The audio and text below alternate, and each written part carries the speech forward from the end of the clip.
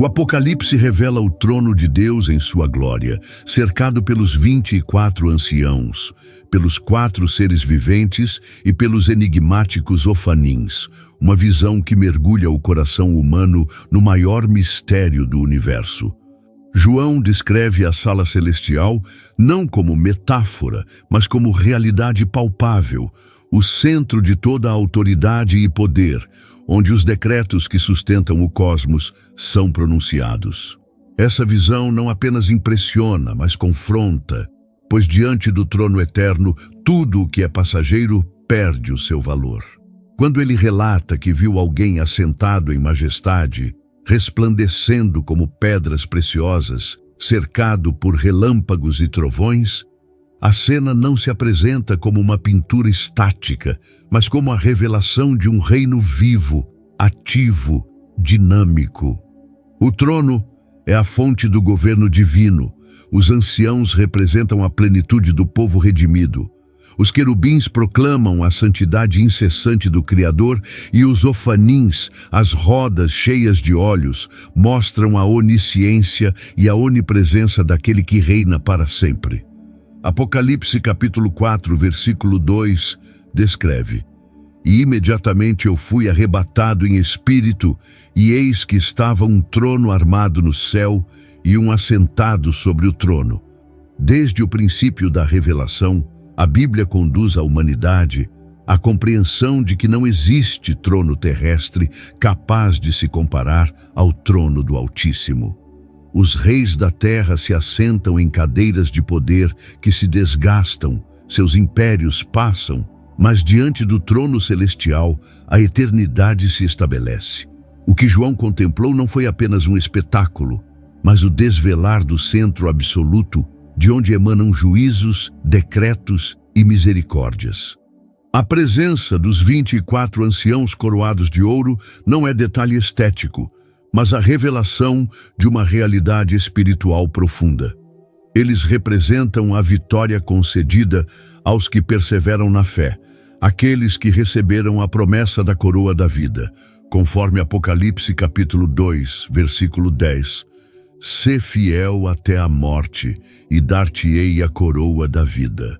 Estão vestidos de branco porque foram lavados pelo sangue do Cordeiro, entronizados porque participam da autoridade de Cristo, e coroam sua adoração, lançando suas vitórias aos pés daquele que é digno de receber toda a honra. Ao redor do trono também estão os 4 seres viventes, criaturas de aparência impressionante que não cessam de proclamar a santidade do Senhor dia e noite. A Bíblia os apresenta em Apocalipse capítulo 4, versículo 8. E os 4 seres viventes tinham cada um, respectivamente, 6 asas, e ao redor e por dentro estavam cheios de olhos, e não cessavam de dia e de noite, dizendo: Santo, Santo, Santo é o Senhor Deus, o Todo-Poderoso, aquele que era, que é e que há de vir. Esses guardiões do trono manifestam a natureza de Deus, refletida em diferentes aspectos da criação. O leão, força; o boi, serviço; o homem, inteligência; e a águia, visão elevada. Mas não paramos aí. A visão se aprofunda ao revelar os ofanins, as rodas cheias de olhos vistas por Ezequiel e conectadas à cena do Apocalipse. São descritos como rodas dentro de rodas, capazes de se mover em todas as direções sem nunca se desviarem, simbolizando o controle absoluto e o movimento soberano de Deus sobre toda a criação. Em Ezequiel, capítulo 1, versículo 19, lemos: E quando os seres viventes andavam também as rodas ao lado deles. E quando os seres viventes se elevavam da terra, elevavam-se também as rodas. Eles apontam para um Deus que não é estático, mas presente em todos os lugares, conduzindo a história com olhos que tudo veem. Essa combinação de anciãos, querubins e ofanins forma uma cena sem paralelos, um trono rodeado por adoração, justiça, vigilância e sabedoria. Cada detalhe exposto por João não é alegoria vaga, mas um chamado à humanidade para reconhecer que existe um governo superior, invisível aos olhos naturais, mas absoluto sobre todas as coisas. É nesse trono que o Cordeiro se aproxima e toma o livro selado, dando início ao desdobramento final da história. No entanto, a pergunta que ecoa diante dessa visão é clara. Quem são esses 24 anciãos que se assentam em tronos ao redor do trono principal? Seriam eles figuras angelicais, representações simbólicas ou a própria imagem da igreja glorificada participando da realeza de Cristo? O Apocalipse não nos deixa sem pistas, e ao observarmos suas vestes, suas coroas e sua postura diante do Cordeiro, compreendemos que seu papel ultrapassa qualquer ideia simplista. É aqui que começamos a desvendar não apenas o cenário do trono de Deus, mas também os personagens que ocupam esse lugar de honra. Para entender o significado dos 24 anciãos, é preciso voltar à história de João em Patmos, sua condição de prisioneiro e a forma como a revelação se abriu diante de seus olhos, mostrando que nem o exílio nem as correntes são capazes de impedir a visão celestial. João em Patmos, a visão do trono. A visão não começa com explicações detalhadas, mas com impacto imediato. O trono aparece no centro, não como símbolo distante, mas como realidade presente.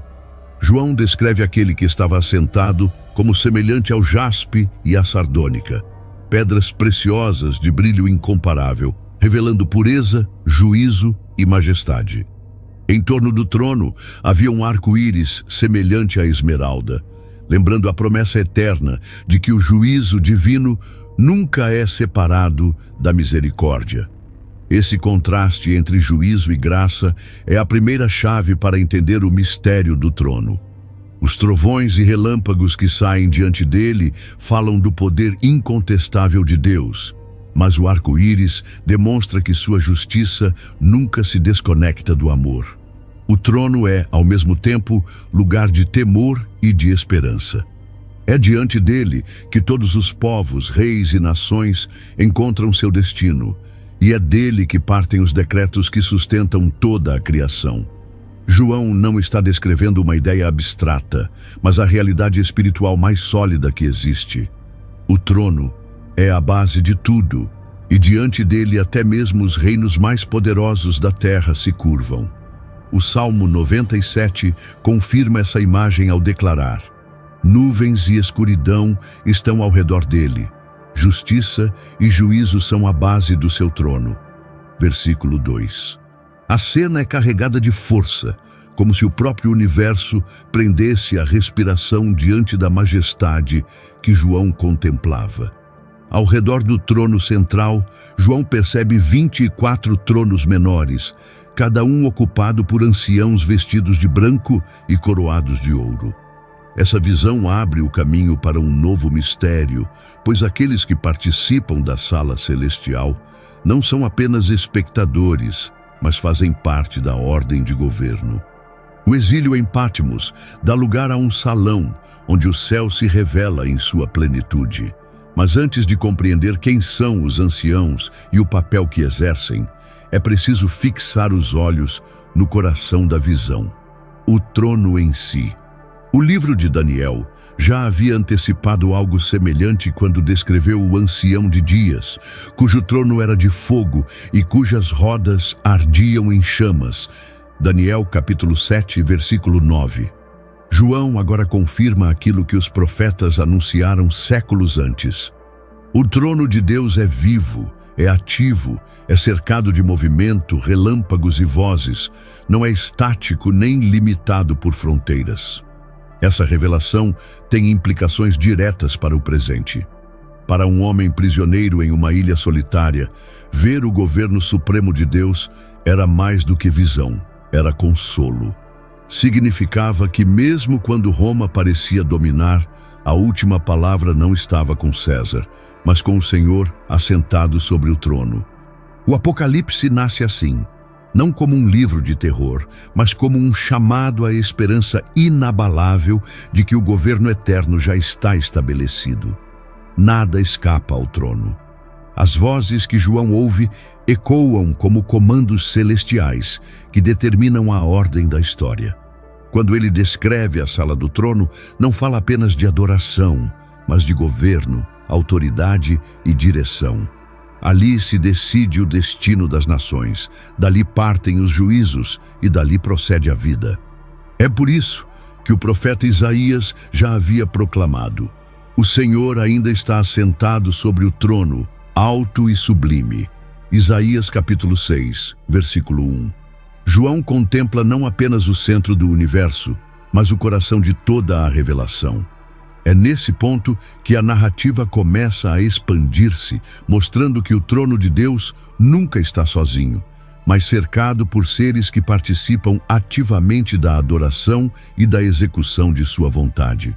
O cenário se torna cada vez mais denso, como se o véu entre o visível e o invisível fosse retirado pouco a pouco. Naquele momento em Patmos, enquanto a terra parecia ignorar a existência do velho apóstolo, os céus o recebiam como testemunha de segredos eternos. O homem que havia encostado sua cabeça no peito de Cristo agora contemplava o mesmo Senhor entronizado, revelando a ele que nenhum sofrimento pode impedir a manifestação da glória. O exílio humano se converteu em ingresso para a sala real. E é exatamente nesse cenário, diante do trono central, que os 24 anciãos aparecem como figuras de destaque. Quem são eles? Por que ocupam assentos tão próximos à majestade divina? E que significado carregam suas coroas e suas vestes brancas? João inicia assim a transição para outro mistério, revelando que o trono não está vazio de companhia, mas cercado por representantes que carregam em si o testemunho da redenção. O significado dos 24 anciãos.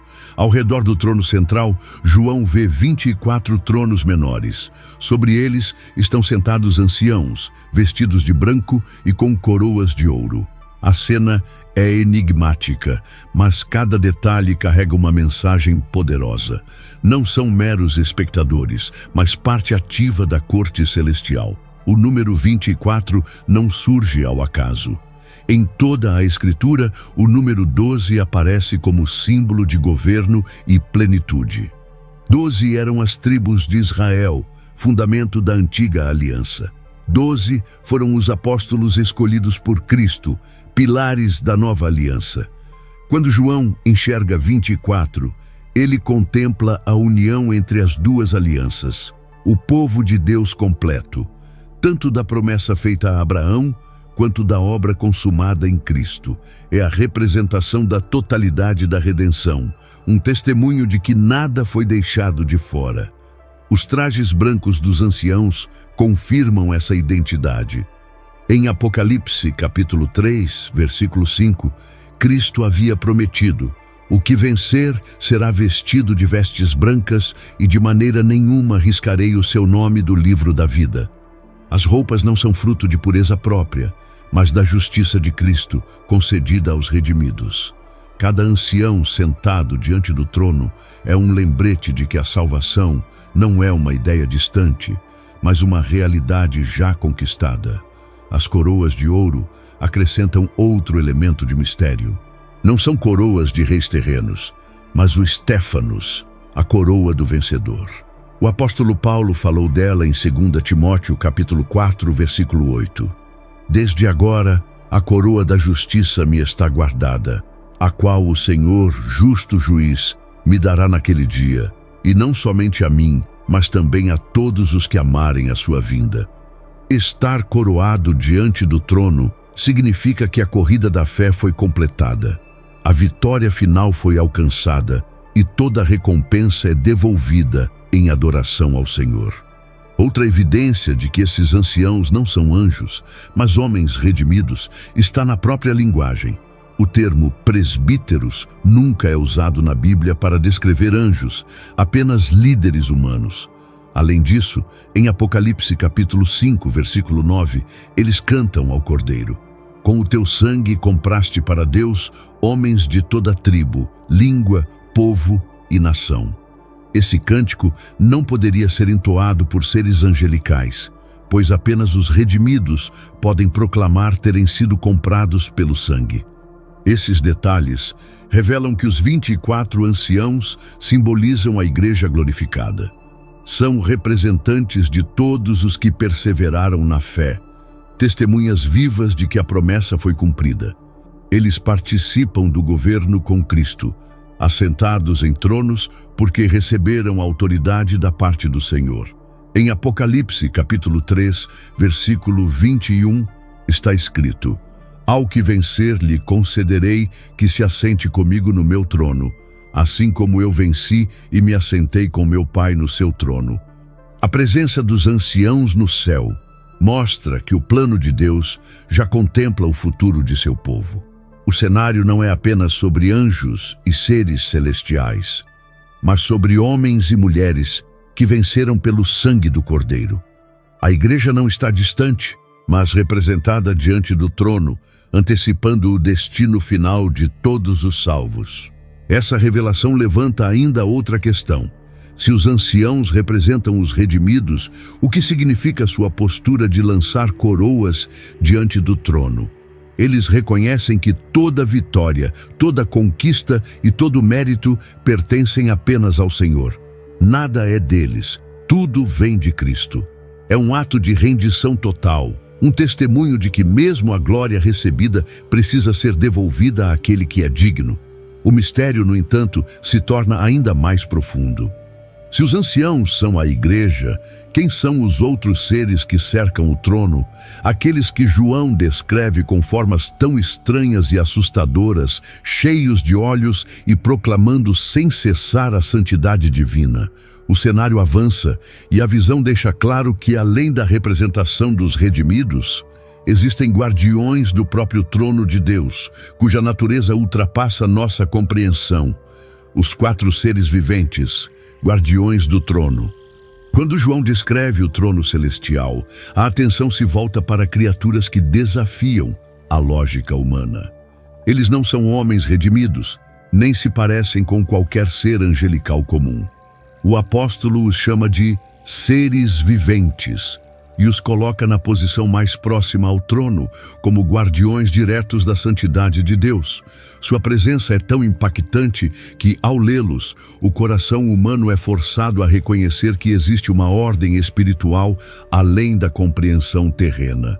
Cada detalhe de sua aparência é carregado de significado. João diz que eram 4, cheios de olhos ao redor e por dentro, como se não houvesse nada que pudessem ignorar.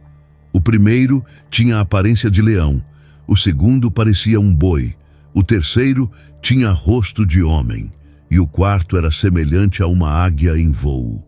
Essa descrição ecoa a visão do profeta Ezequiel, que também contemplou seres semelhantes, ligados ao carro de fogo que transportava o próprio trono de Deus. Apocalipse capítulo 4, versículo 8, acrescenta: e não descansam nem de dia nem de noite, dizendo: Santo, Santo, Santo é o Senhor Deus Todo-Poderoso, que era, que é e que há de vir. O leão aponta para a força e a majestade, lembrando que diante de Deus não há inimigo que prevaleça. O boi remete ao serviço e ao sacrifício, revelando que o trono é sustentado por justiça e entrega. O rosto de homem mostra a inteligência e a consciência, lembrando que Deus governa com sabedoria. A águia, com sua visão penetrante e voo elevado, representa a transcendência divina que vê além do tempo e do espaço. Os olhos que cobrem seus corpos simbolizam a vigilância constante. Nada escapa ao olhar do Criador, e esses seres proclamam essa realidade. Eles não apenas observam, mas refletem a onisciência divina, lembrando à humanidade que não existe segredo diante de Deus. É impossível fugir de sua presença, como o salmista declarou: para onde me irei do teu espírito, ou para onde fugirei da tua face?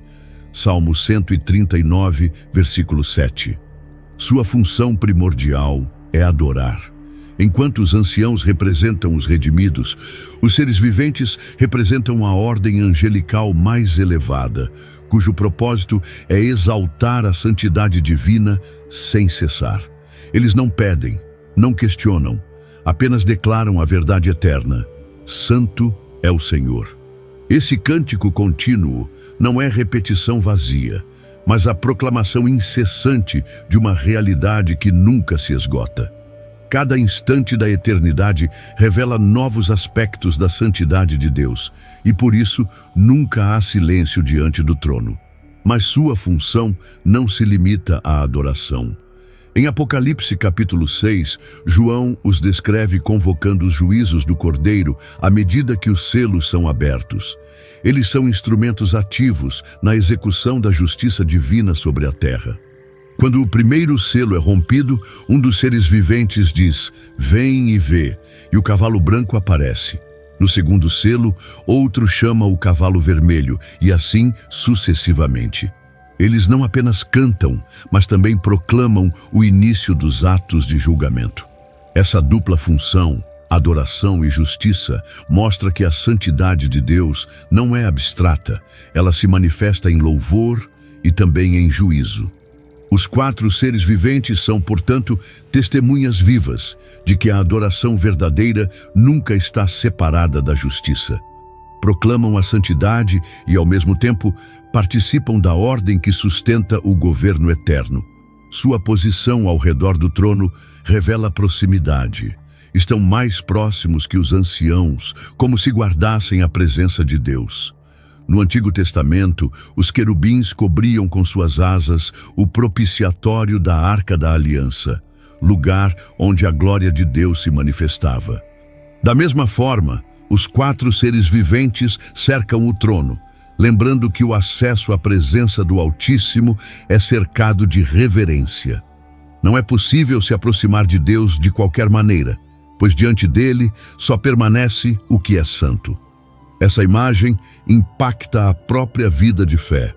A humanidade, acostumada a banalizar o sagrado, é confrontada com a realidade de que diante do trono celestial há guardiões que jamais deixam a adoração cessar. Eles revelam que toda a criação deve se submeter ao governo de Deus, pois até os símbolos de força, serviço, sabedoria e transcendência se prostram diante dele. João, exilado em Patmos, vê que o trono não está desprotegido, mas cercado por seres cuja glória inspira temor.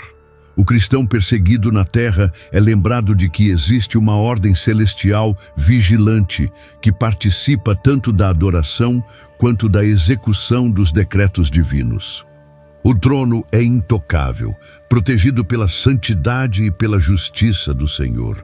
E se esses seres proclamam a santidade de Deus sem descanso, o que resta à humanidade se não reconhecer que a adoração é o destino final de todos os que se rendem ao Cordeiro? Ao redor do trono nada é casual, e cada criatura cumpre sua função com perfeição. Mas ao lado dos guardiões surge outro mistério ainda mais profundo, uma visão que até hoje intriga estudiosos e leitores.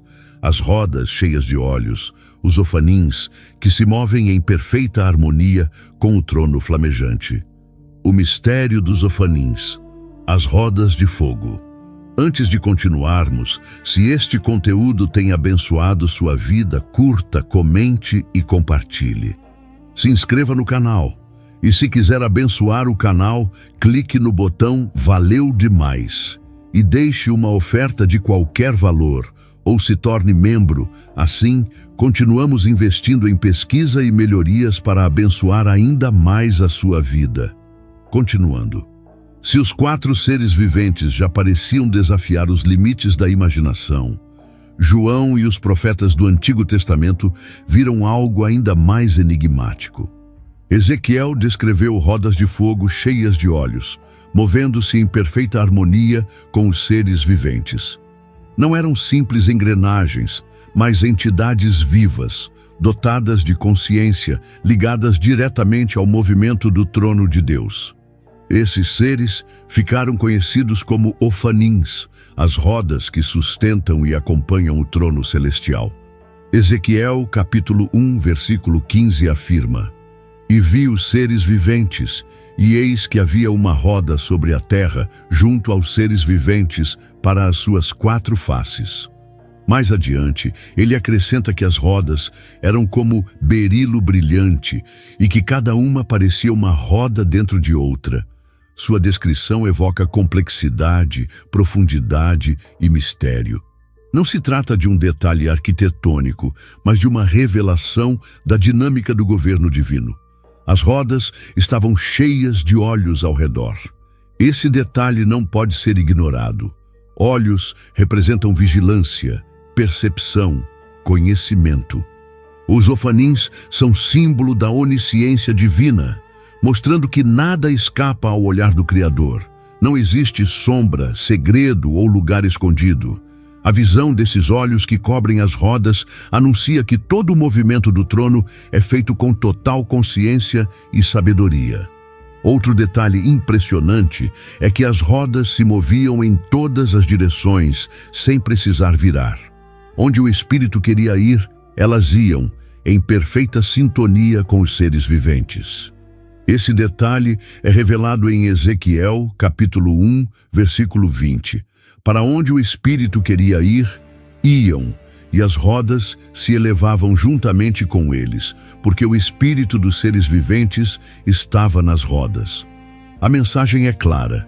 O trono de Deus não está preso a um ponto fixo, mas se move soberanamente em todo lugar. É o símbolo da onipresença divina, de um Deus que governa o universo em constante movimento, sem restrições.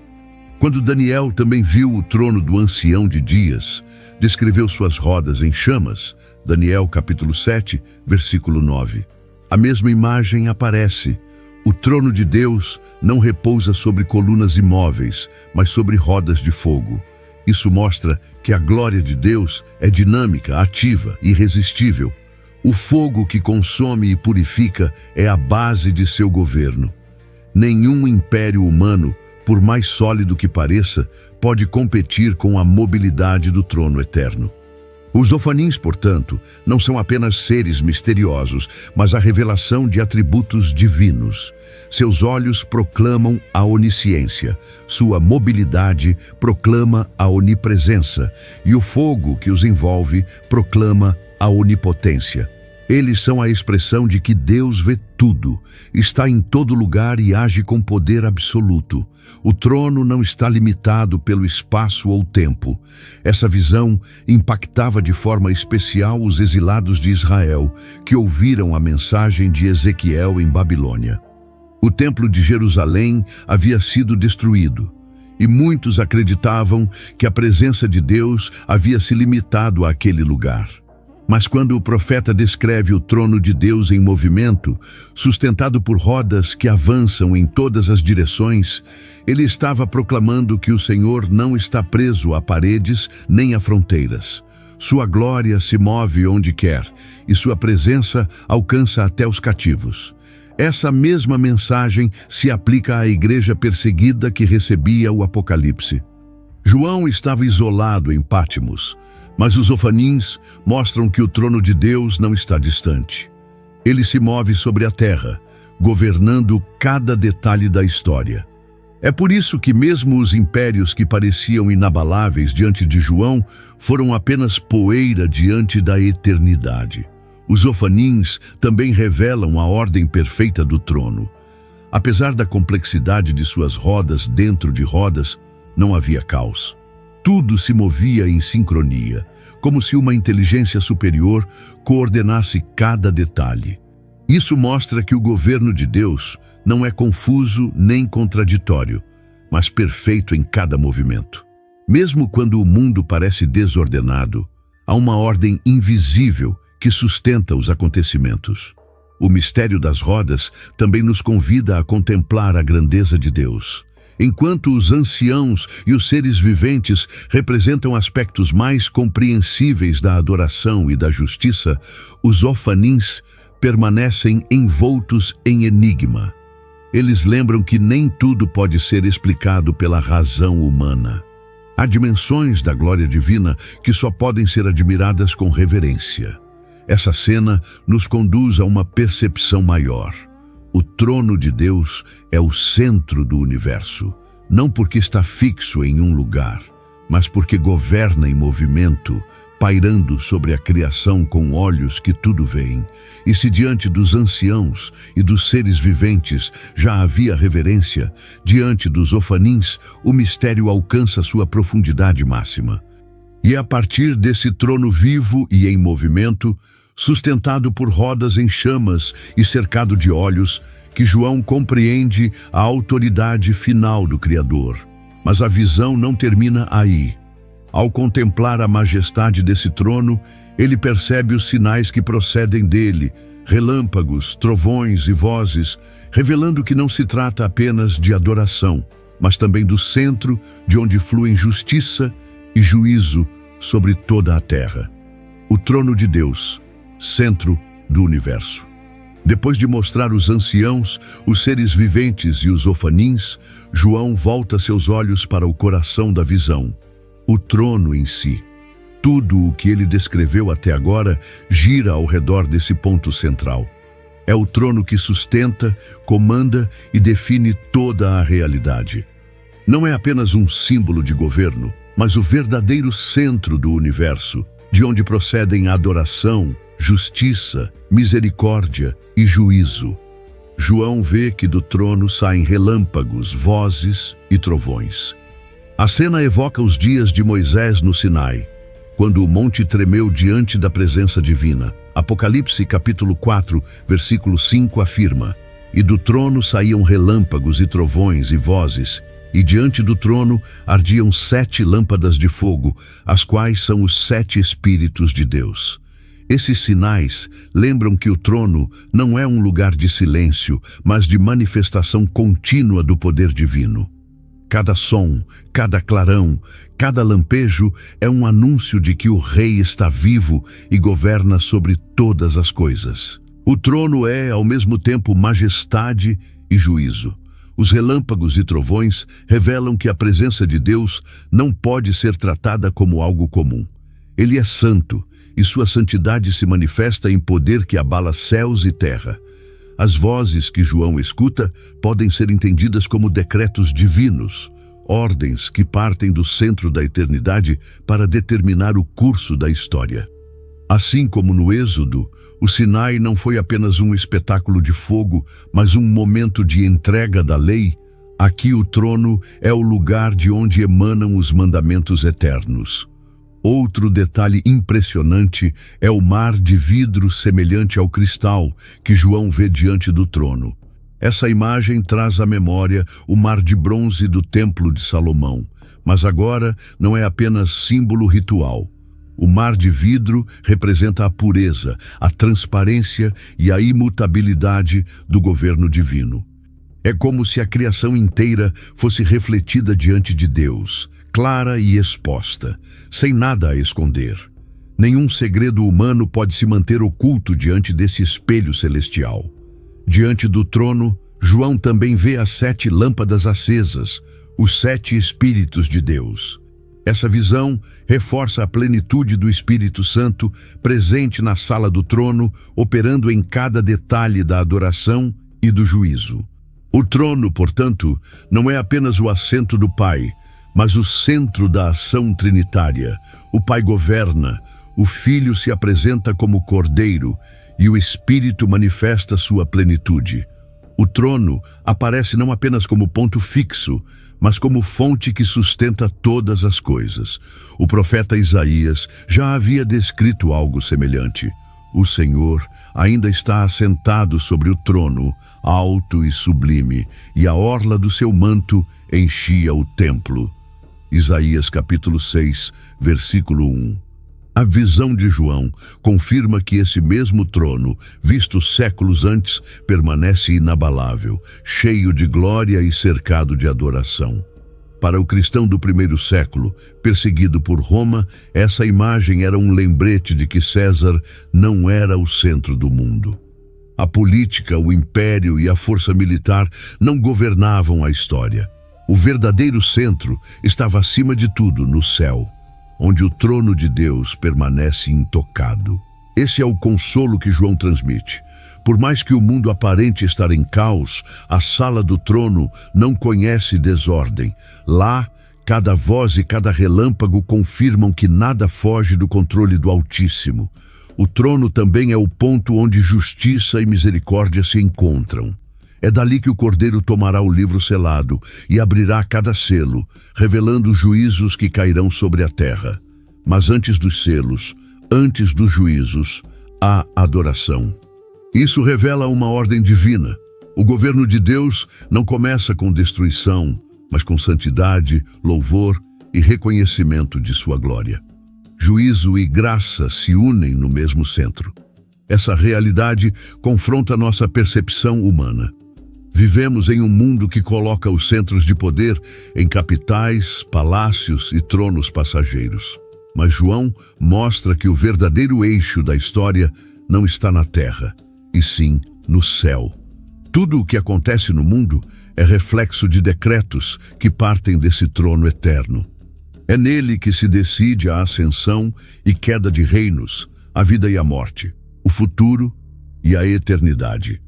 Diante dessa cena, a narrativa nos conduz a perceber que o trono nunca está vazio.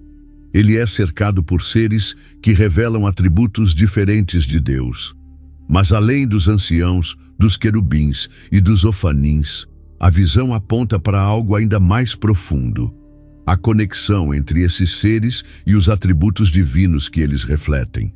O trono é o centro, mas cada figura ao redor revela um aspecto do caráter eterno do Criador. A teologia dos seres celestiais. Ao redor do trono, cada detalhe é mais do que aparência.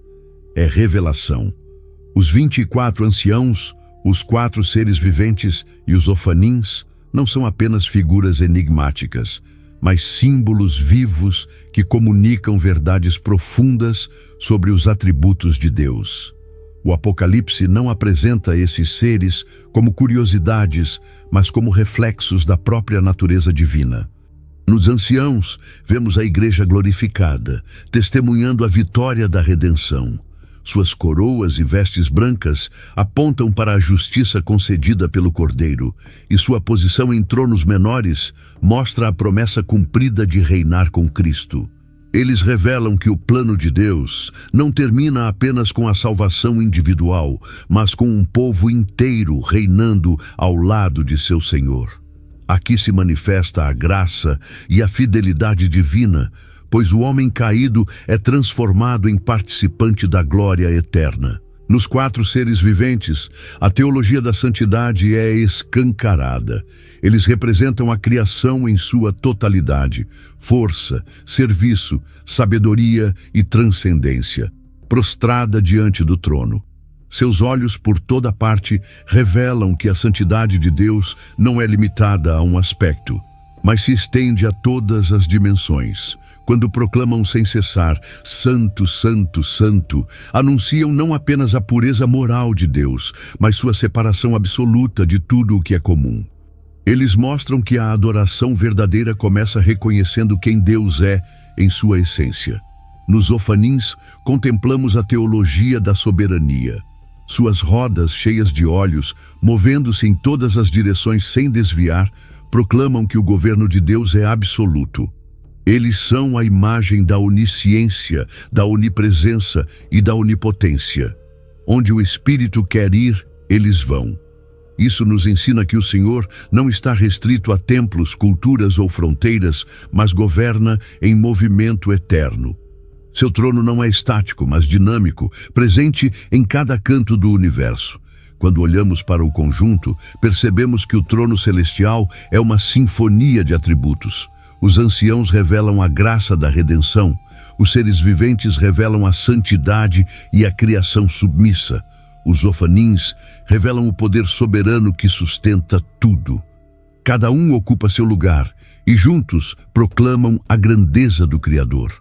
É como se o próprio céu fosse organizado para refletir de maneira visível quem Deus é. Essa teologia dos seres celestiais nos ensina que a adoração não é repetição vazia, mas reconhecimento profundo dos atributos divinos. A igreja canta porque foi redimida, os anjos proclamam porque contemplam a santidade e as rodas se movem porque o Espírito dirige a história. Tudo converge para mostrar que o trono é o centro de adoração e também de governo. A conexão entre essas figuras também é reveladora. Os anciãos lançam suas coroas quando os seres viventes entoam sua adoração, mostrando que a igreja responde ao testemunho da criação. Os ofanins se movem em sintonia com os viventes, indicando que a execução da vontade de Deus caminha junto com a proclamação de sua santidade. Não há divisão nem contradição. O céu inteiro age em unidade absoluta diante do trono. Isso contrasta fortemente com a terra, onde reinos se dividem, impérios se fragmentam e até a igreja sofre com disputas. No céu, não há dissensão. Cada ser celestial sabe seu lugar e cumpre sua função com perfeição. Esse contraste nos ensina que a plenitude do reino de Deus será marcada pela unidade restaurada, algo que só é possível diante do trono. Os profetas do Antigo Testamento já haviam captado fragmentos dessa teologia. Isaías, ao ver o Senhor assentado em seu trono, escutou os serafins proclamando a santidade. Ezequiel, ao contemplar as rodas de fogo, viu a soberania divina em movimento. Daniel, ao descrever o ancião de dias, testemunhou a justiça fluindo como rio de fogo. João, em Patmos, une todas essas visões, mostrando que o mesmo Deus é revelado em múltiplas dimensões, mas sempre em unidade. Essa convergência também aponta para Cristo. Ele é o centro de toda a visão. É diante dele que os anciãos lançam suas coroas. É por causa de seu sacrifício que o cântico da redenção existe. É em sua autoridade que os juízos são liberados. A teologia dos seres celestiais só faz sentido quando reconhecemos que todos eles apontam para o Cordeiro que foi morto e vive para todo o sempre. E assim, o mistério do trono não é apenas uma cena majestosa, mas uma revelação prática. Mostra que a igreja tem um destino, que a criação tem um propósito e que o universo é governado com olhos que tudo veem. Não há acaso nem caos diante de Deus. Cada ancião, cada vivente e cada roda proclamam que a ordem divina é perfeita. Mas o Apocalipse não se limita a descrever o céu. A visão do trono e de seus seres aponta para algo maior, o impacto que essa realidade tem sobre nós.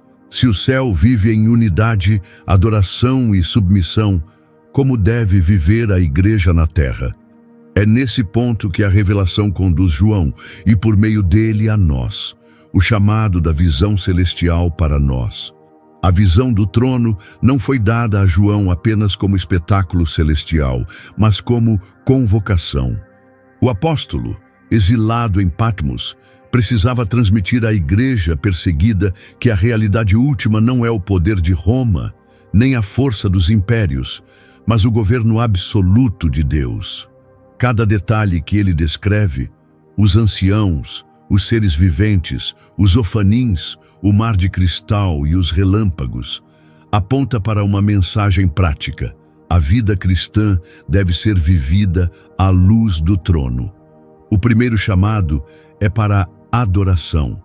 No céu, tudo converge para reconhecer a santidade e a glória de Deus. Não há distrações, não há divisão, não há orgulho humano. Anciãos lançam coroas, criaturas proclamam sem cessar. Rodas se movem em sintonia com o Espírito. O que João vê é uma ordem cósmica, onde cada ser cumpre sua função em perfeita harmonia. Essa visão confronta o coração humano, tão inclinado a buscar glória própria, e o chama a devolver ao Criador todo mérito e louvor. Como Apocalipse, capítulo 4, versículo 11, declara: Digno és, Senhor, de receber glória, honra e poder, porque tu criaste todas as coisas, e por tua vontade são e foram criadas. O segundo chamado é para a perseverança. Os 24 anciãos não surgem do nada, mas representam a igreja que venceu, que permaneceu fiel até o fim. Suas vestes brancas e coroas de ouro são fruto da promessa de Cristo aos que não negam seu nome. Para João, isolado em Patmos, e para os cristãos perseguidos em todo o império, essa visão era prova de que a fidelidade não é em vão. A glória celestial já contempla os que venceram, e cada crente que sofre na terra está ligado a esse destino eterno. O terceiro chamado é para a confiança. Os ofanins proclamam que o trono de Deus não está limitado. Ele se move soberanamente, com olhos que tudo veem e fogo que tudo purifica. Mesmo quando o mundo parece desordenado, há uma ordem invisível sustentando a história. Essa certeza dá descanso à alma. Como o salmista declarou, o Senhor estabeleceu o seu trono nos céus e o seu reino domina sobre tudo. Salmo 103, versículo 19. Nenhuma decisão política, nenhuma força militar, nenhuma crise pessoal pode alterar aquilo que foi decretado diante do trono eterno. O quarto chamado é para a santidade. Os seres viventes, proclamando dia e noite, Santo, Santo, Santo, nos lembram de que a vida diante de Deus não pode ser vivida de forma superficial. O mesmo Deus que recebe adoração incessante exige pureza de coração e entrega total. Essa santidade não é apenas um ideal moral, mas participação na própria natureza de Deus, concedida por meio do Cordeiro. O quinto chamado é para a esperança. O trono não é apenas lugar de juízo, mas também de promessa. O arco-íris ao redor do trono, semelhante à esmeralda, recorda a aliança de Deus de nunca abandonar a humanidade. Mesmo diante dos trovões e relâmpagos, há a lembrança de que a misericórdia acompanha o juízo. Para uma igreja cercada por perseguição, essa esperança era combustível para continuar. Para cada cristão hoje, é certeza de que a história não termina no caos, mas na vitória do Cordeiro. A visão do trono também nos chama a reconhecer a centralidade de Cristo. Em todo o Apocalipse, ele aparece como Cordeiro que foi morto e vive, aquele que é digno de abrir o livro e desatar os selos. Sem ele, não haveria cântico dos anciãos, nem vitória para os santos, nem juízo sobre os inimigos. Toda a sala do trono gira em torno do Cordeiro. Isso nos lembra que a fé cristã não é sustentada por símbolos vagos, mas pela obra concreta de Jesus, que com seu sangue comprou homens de toda tribo, língua e nação. Esse chamado final é também um convite à entrega. Se o céu inteiro se curva diante do trono, como permanecer indiferente? Se anciãos lançam coroas, se rodas se movem em chamas, se seres proclamam a santidade eterna, então cada coração humano é desafiado a decidir diante desse mesmo trono. A visão não é neutra, ou se rende ao Cordeiro, ou se permanece fora da adoração. João, em Patmos, recebeu essa revelação, não para satisfazer curiosidade, mas para despertar a igreja para sua missão. Até hoje, esse chamado permanece. Vivemos em um mundo instável, mas o trono não se move. Somos perseguidos por circunstâncias, mas já estamos representados diante de Deus. Somos frágeis, mas participamos de uma ordem eterna, onde tudo aponta para a glória divina. E se o trono é o centro do universo, então a vida cristã só encontra sentido quando gira em torno dele. O que João viu não é apenas o futuro distante, mas a realidade que já sustenta o presente. O chamado é claro: viver como quem já pertence à sala do trono, adorar como quem já foi redimido e caminhar com a certeza de que toda lágrima e todo sofrimento terão fim diante daquele que está assentado para sempre. É diante desse trono que a visão de João segue adiante, conduzindo à revelação dos selos, trombetas e taças. Mas antes de tudo isso, a mensagem já ficou gravada. O trono é o centro, e o chamado é viver agora como cidadãos desse reino eterno. No coração da visão de João, entre anciãos, seres viventes e ofanins, entre trovões, relâmpagos e cânticos eternos, existe uma verdade central. Toda a glória do trono aponta para Jesus Cristo. Ele é o Cordeiro que foi morto, mas vive. É por causa de seu sangue que os anciãos podem cantar, que a igreja é representada em tronos, que as coroas podem ser lançadas em adoração. É diante dele que as rodas de fogo se movem, e é por ele que os seres viventes jamais cessam de proclamar a santidade de Deus. O trono é majestoso, mas o Cordeiro é o centro. Sem ele, não há cântico, não há vitória, não há redenção. Toda a visão de João encontra sentido no sacrifício de Cristo que uniu céu e terra, tempo e eternidade, criando um povo para a glória de Deus. O que João viu não é apenas o futuro distante, mas a realidade que já sustenta a vida de todo aquele que se rende ao Filho de Deus. Por isso, a mensagem não pode ser apenas contemplada, mas respondida. Se no céu todos se prostram diante do Cordeiro, como poderíamos permanecer indiferentes aqui na terra? Esse é o chamado que ecoa do trono: viver rendido a Jesus, reconhecendo que Ele é Senhor, Salvador e Rei eterno.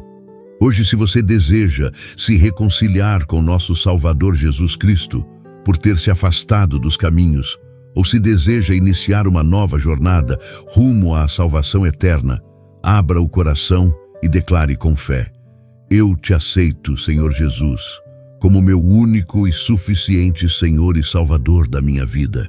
E se você já pertence a Ele, escreva aqui embaixo um amém. Esse simples gesto não é apenas uma declaração de fé, mas também uma forma de espalhar esta mensagem, para que mais pessoas conheçam que há esperança, redenção e vida no Cordeiro.